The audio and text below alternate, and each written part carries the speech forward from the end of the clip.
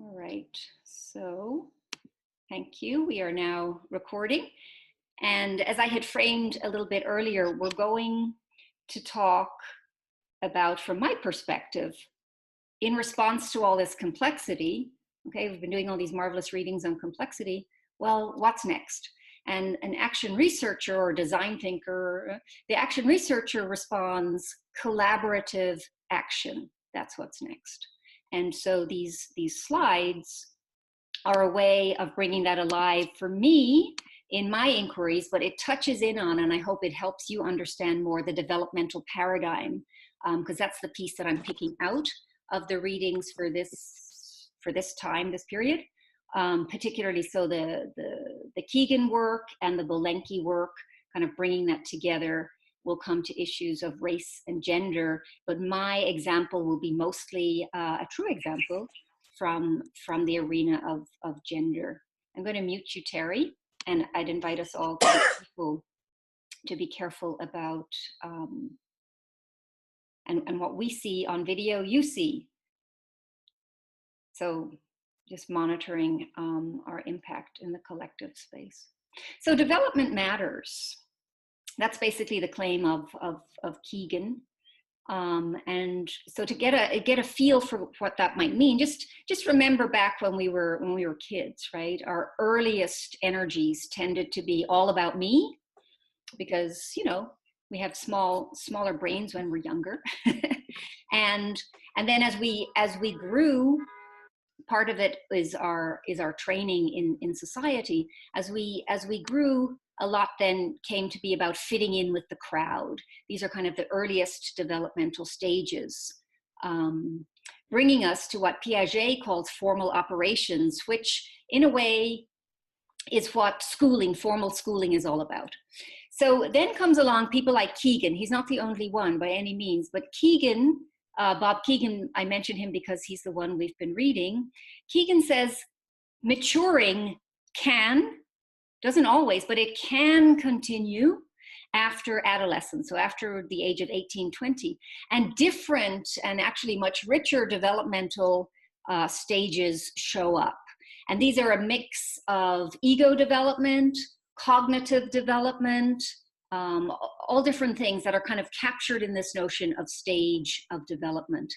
And some people, including my own mentor and colleague, Bill Torbert, would suggest that there's tremendous explanatory and predictive power in knowing what a person's stage is, in knowing what our own stage is, actually, and also in knowing the stages of others that we may be working with.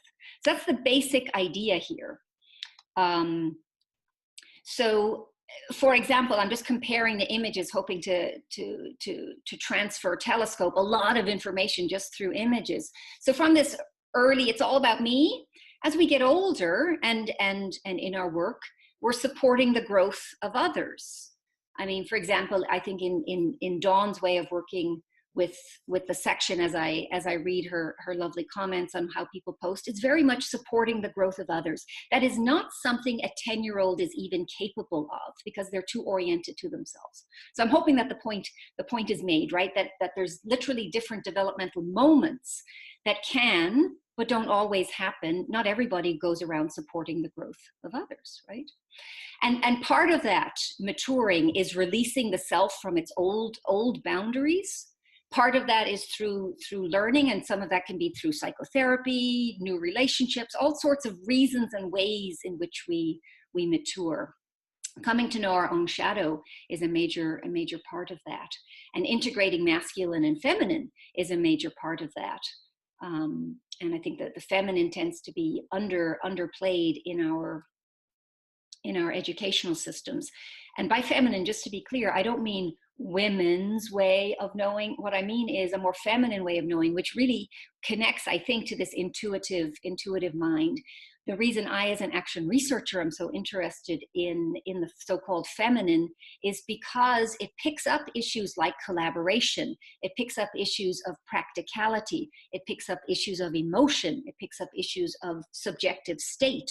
all of these things that, as Ian Wright points out, we all know they're important. It's just they've been kind of drowned out by the more rationalistic, empiricist, observational ways of being. So that's kind of a tricky thing, which for me then is one of the reasons I'm so interested in development. Can we begin to integrate that back in, and what would that look like? I have a little quote here from Rilke, I think is really beautiful. He says, if we take on this burden of development, in his words, it's the learning to love somebody. That's a huge part of it, right? Supporting the growth of others. It's not the only thing, but if we can take on this burden and apprenticeship, then a small advance and a lightening will perhaps be perceptible to those who come long after us. And that would be much. I love this quote because it tells us, don't get too excited about this. This work of development is hard, and it's hard. So there's so much in a developmental stage, and I don't want to, stand here listing and blah, blah, blah. I want to bring it alive in how it's been coming alive for me in my work. So in some ways I'm improvising here on the call. And let's look, I would say, particularly at issues of inquiry, issues of power, and issues of creativity. Okay, so I give a little scale here that might be useful as I get into the story that I want to tell. So power is often just understood as unilateral power, like some strong man has, like caveman kind of ethic, if you will, has power over me, right? But I want to introduce a different way. It's connected to the old caveman, but it's a different way of thinking about power. And it's the power that comes when I feel self-expressed. I feel myself to be aligned with my purpose. I feel creative. Okay, that's its own form of power. So let's hold that a little bit in mind. And then I want to define inquiry. It's a kind of a reflective observation. Is when I carefully reflect on my own experience.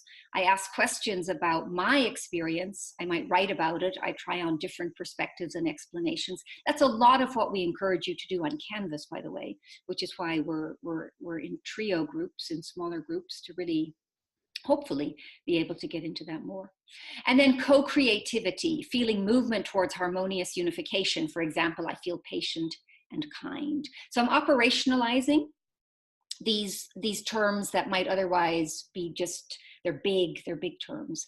And you'll understand how that's related to development in a moment. In my consulting work, in my writing work, I give slightly loftier terms. I think actually what's at play behind relational creativity is a kind of love. I think we often mistake love for romantic love. It includes that, and that's really cool. But love is this more kind of patient, kind, harmonious, supporting of others. That kind of thing I think is of great interest to us in our learning. Inquiry includes passion, but also compassion, right? And also dispassion. So there's different kinds of inquiry. And power, not only this unilateral power, but also mutual power. So this is probably the most detailed slide I have for you. Can just take a moment with it. I'll speak and then give you a moment just to look at it. And you'll have these slides after the class too.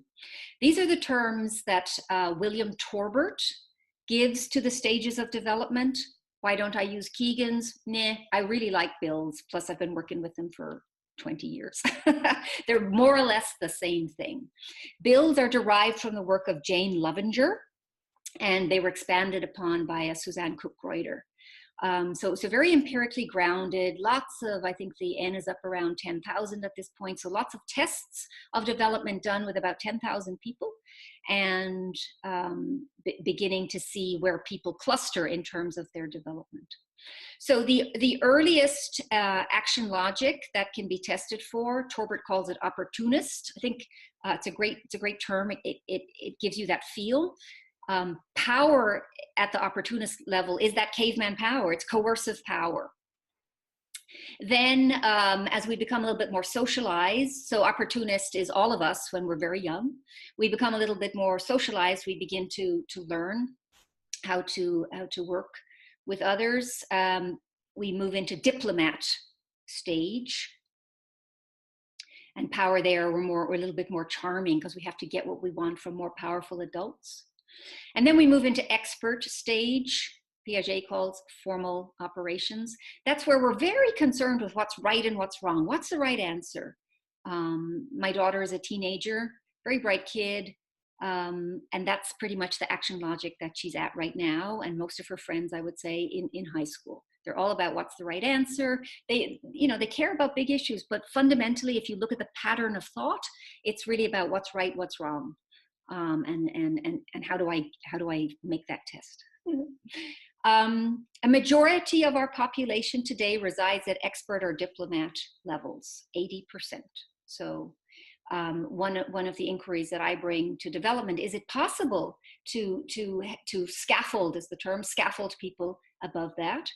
And what would that scaffolding look like?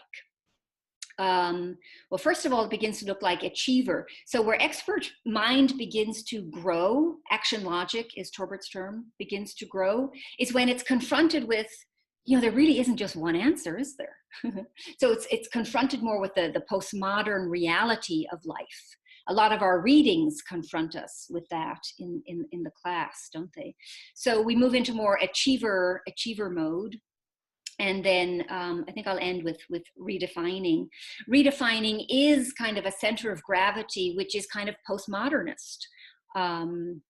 I'm guessing without knowing, but looking at posts and putting it together, because I have these hypotheses about who am I really working with.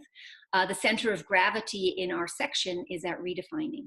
So it's a lot about going back to redefine the verities of life, right?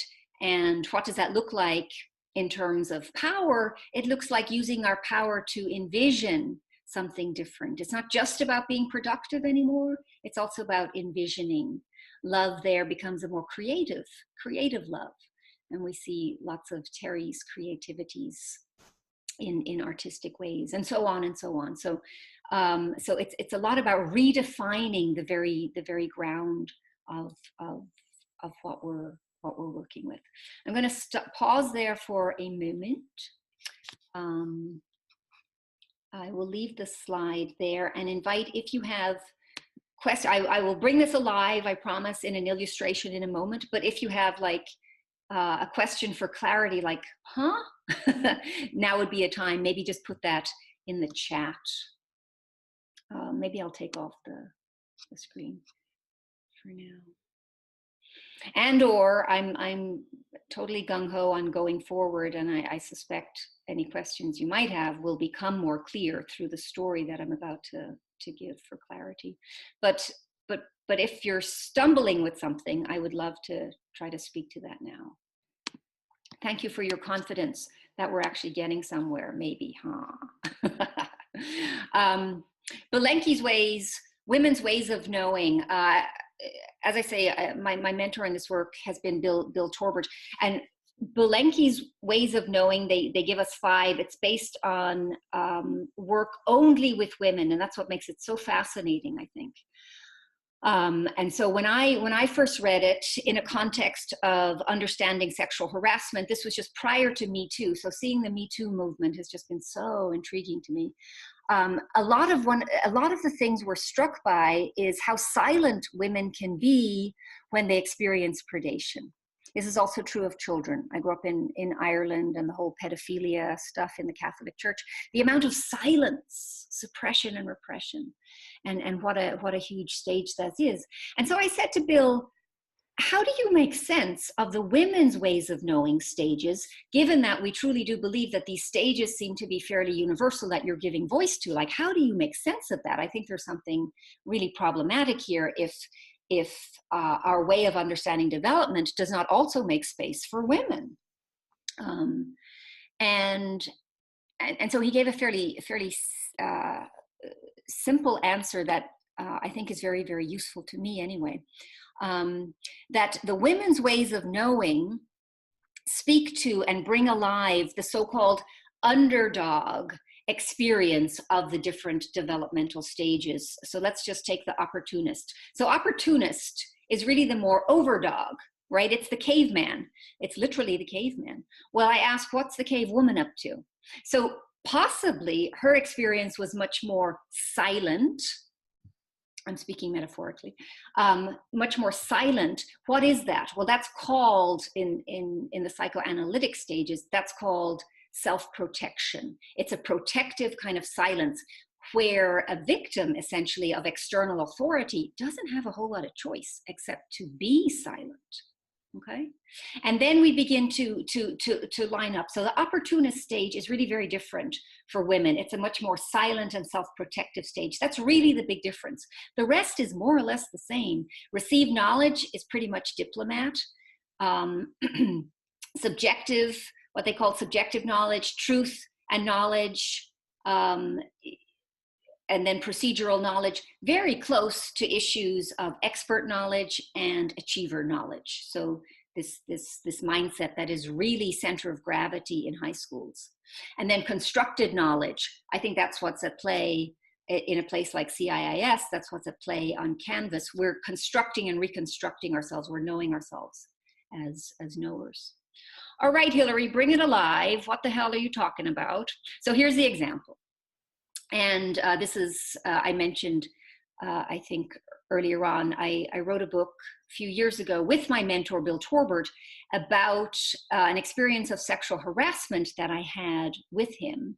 And we then, because we're crazy, you know, we then looked at that and used it as an opportunity to understand, well, what does developmental relationship look like? How do we come to collaborative action rather than me just getting upset and saying, hey, you know, you sexually harassed me, and him going, oh my God, I had no idea that landed that badly for you. So we started off in these places, and then really coming alive around what is it that actually transpired here? What can we learn? What can we know?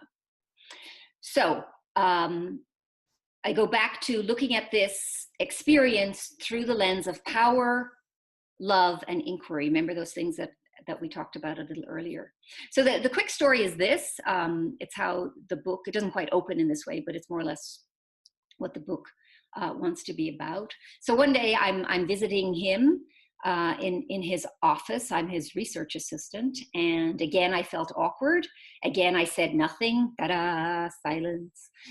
This time, as you licked me from the V of my t-shirt along the side of my face to my forehead, it was a great lickety lick. And I disengaged. I was a little shell-shocked. Da-da-da-da, silence. I pondered what had happened silently. My mind was a little dazed, but I decided that it was of benefit to both of us that you could give yourself permission to act as you wished. Someone should feel liberated around here. And then I vaguely wondered, but could a woman, like a female professor? I wasn't a professor then, but I was imagining myself. Could I possibly express myself like you've just expressed yourself? What would that even look like? And so without looking too closely, I felt, or rather I hoped, that I would have permission to be a more relaxed self too. I did not feel relaxed. I felt very, in other words, self-protective, very awkward. And so as we make this object, I'll come back to why that's so important, writing about this story, sharing this story then eventually with him, I could make it object from myself. It's not just living inside me. In making it object, I can begin to make a developmental move. This is one of the big insights of Robert Kegan. And so a real way, like a scientific way to make things object, is to begin to operationalize them. So in terms of power, what kind of power did I feel? The answer was very, very little. But there was this imagined sense of self who could be more empowered down the road. So I give myself a 0.5 on a scale of 0 to 2. I give myself a 0.5 because I have some imagination that one day, I would not necessarily or at all act like that. I believe it's true. I have never licked a student, but I would be more relaxed. I could be more self-expressed. So that's the kind of power, this internal power, that was intriguing to me, but I had no idea how to access it. But I'd seen him do it, so there was some sense. Was there any kind of love there? Yeah, I'll give it a 1 out of 2, 0 to 2. I'll give it a 1, if only because I continue to feel a level of harmony. After all, I respected this man.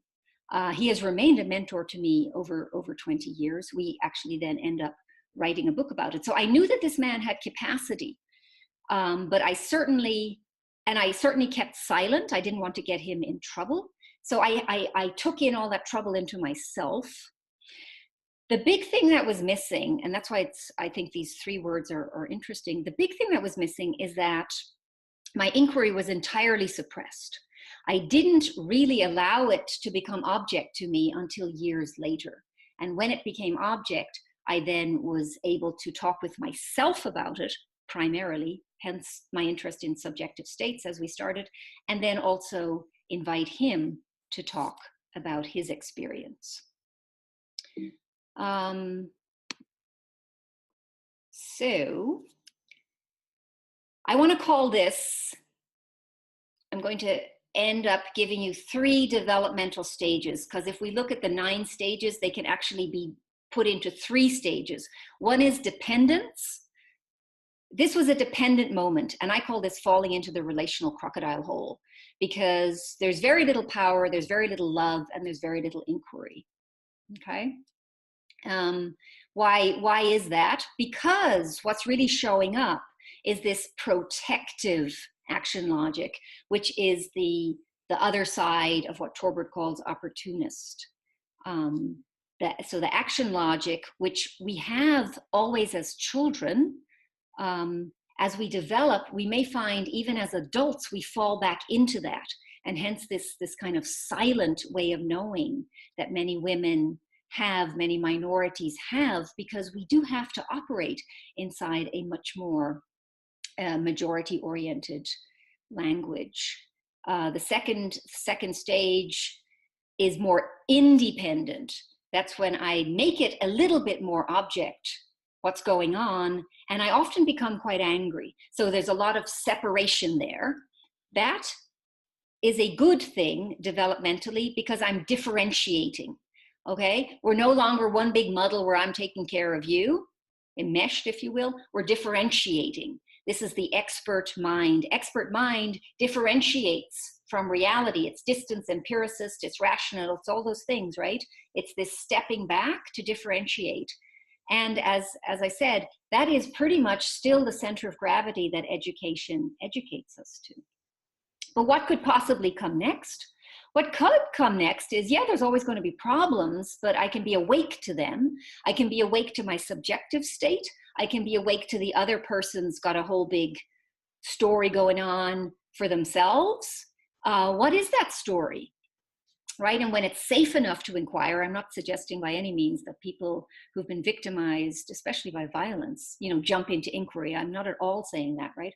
What I'm saying is that when we can make these inquiries object, then there's freedom for us too. And then we can more carefully bring subjective state into alignment with what's happening, and we can have a conversation about that. This is this refining thing. We refined each other, we refined ourselves, or a bigger truth. So I want to end on this one, at least for now, because I'm simplifying here. I'm simplifying these stages of development that Kegan talks about, that Torbert talks about, that Belenky et al. Talk about, into conventional and post-conventional. So I'm just putting it into 2 categories now. And the big over the Rubicon is this shift from conventional into post-conventional. Refinding is a way in which we move to the post-conventional. So we become clear that we have inherited structures, we have inherited inquiries, we have inherited language, but we can find our own selves inside of that. It is a more creative mode. It is a more co-creative mode when we can then begin to collaborate with one another. So that was a lot, right? So I guess I would ask, can you explain more what post-conventional means as a term? Okay, good. So fundamentally, I'm just trying to suggest that there's a break in development that happens at moving from this linear right? Kind of like I'm getting better. By the way, achiever is the place where we have the big titles and the most money in our lives and so on. So there's a linear development. And then post-conventional, it starts to become curvilinear.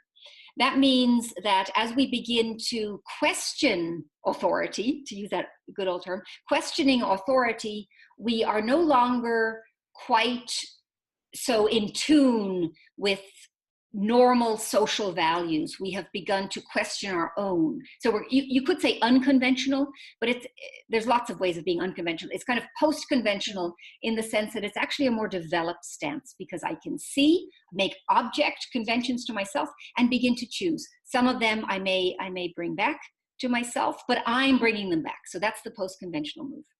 Great question. Yeah, that makes sense. Terry.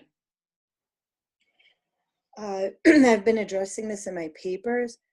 I'm curious as if one can still develop if they've never managed to pull off the achieving part with regard to approval or achievement from outside society. I mean, can one still develop in a parallel fashion, kind of like the Nikki Giovanni poem Choices?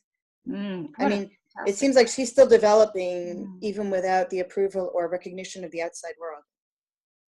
Also seems like a woman's way of knowing, maybe.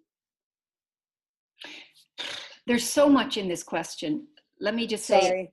No, it's because it's a brilliant question is what it is. Let me just say a couple of things. The notion of developmental stage has a lot of stuff thrown in. As I say, it's fundamentally, it's about ego development.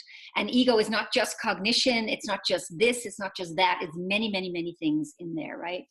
So one way to say it, I think Wilbur has been very helpful with this. He says there's lines of development, okay? So you could have a very well-developed cognitive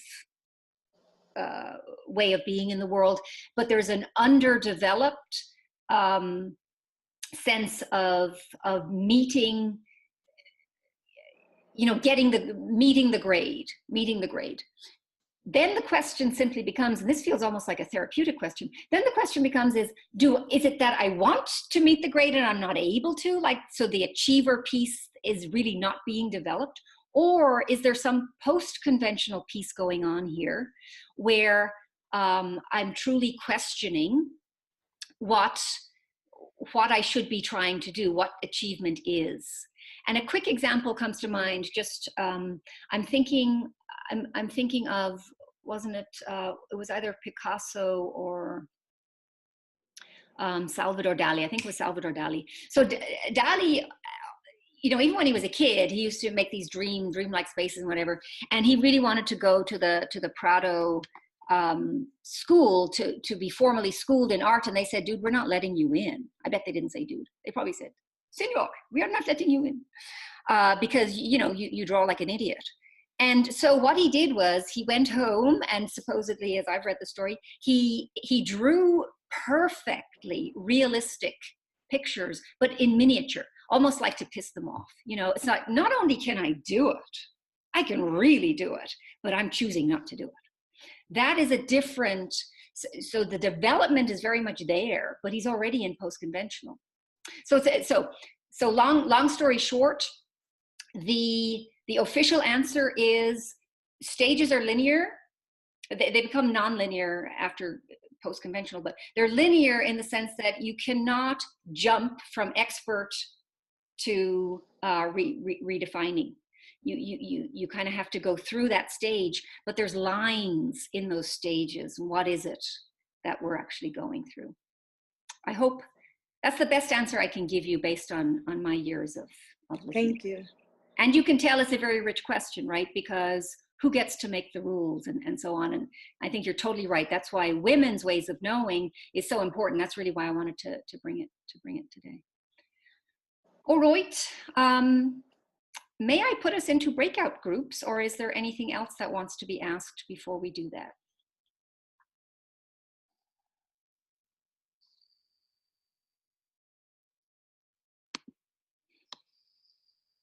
So let's say 2 rooms, so one dyad, one trio, something like that. And I have us at 12:54. We're going to the bottom of the hour. How about 20 minutes? And then I give a little bit of a warning to do that. And you say, well, Hilary, what are we going to do in these breakout rooms? And I answer, because you're such sophisticated people, you can kind of do whatever you want. But for example, you might share, where's your learning edge these days? What do you see for yourself in terms of development as women? And to the best of your ability, try to link back to some of the stuff that I was saying in terms of developmental growth. So we're kind of using that paradigm today, if you will. And then I'm just interested, because this is my work. How can this vocabulary be more useful for you, to you? You know, what's of interest? Okie doke. So see you in about 20 minutes. I will give you a call, and then we'll come into plenary in our remaining time.